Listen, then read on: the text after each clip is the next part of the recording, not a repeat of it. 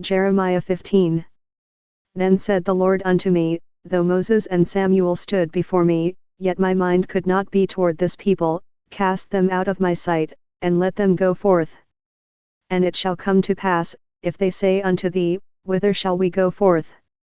Then thou shalt tell them, Thus saith the Lord, such as are for death, to death, and such as are for the sword, to the sword, and such as are for the famine, to the famine, and such as are for the captivity, to the captivity.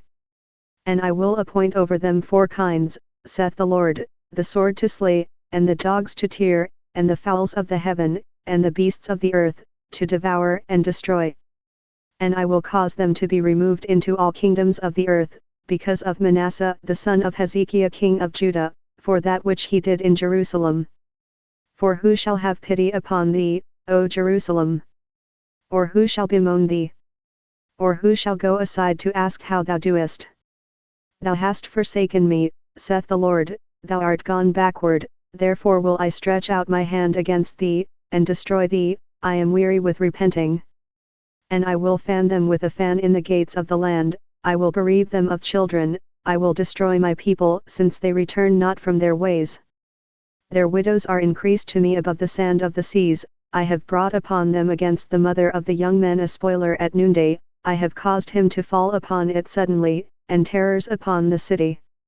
She that hath borne 7 languisheth, she hath given up the ghost, her son is gone down while it was yet day, she hath been ashamed and confounded, and the residue of them will I deliver to the sword before their enemies, saith the Lord.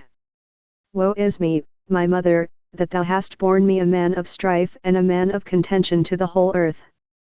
I have neither lent on usury, nor men have lent to me on usury, yet every one of them doth curse me. The Lord said, Verily it shall be well with thy remnant, verily I will cause the enemy to entreat thee well in the time of evil and in the time of affliction. Shall iron break the northern iron and the steel? Thy substance and thy treasures will I give to the spoil without price, and that for all thy sins, even in all thy borders. And I will make thee to pass with thine enemies into a land which thou knowest not, for a fire is kindled in mine anger, which shall burn upon you. O Lord, thou knowest, remember me, and visit me, and revenge me of my persecutors, take me not away in thy long suffering, know that for thy sake I have suffered rebuke. Thy words were found, and I did eat them, and thy word was unto me the joy and rejoicing of mine heart, for I am called by thy name, O Lord God of hosts. I sat not in the assembly of the mockers, nor rejoiced, I sat alone because of thy hand, for thou hast filled me with indignation. Why is my pain perpetual, and my wound incurable, which refuseth to be healed? Wilt thou be altogether unto me as a liar, and as waters that fail? Therefore thus saith the Lord, if thou return, then will I bring thee again, and thou shalt stand before me, and if thou take forth the precious from the vial, thou shalt be as my mouth, let them return unto thee, but return not thou unto them.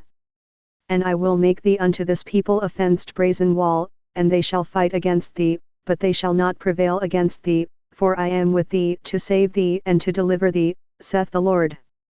And I will deliver thee out of the hand of the wicked, and I will redeem thee out of the hand of the terrible.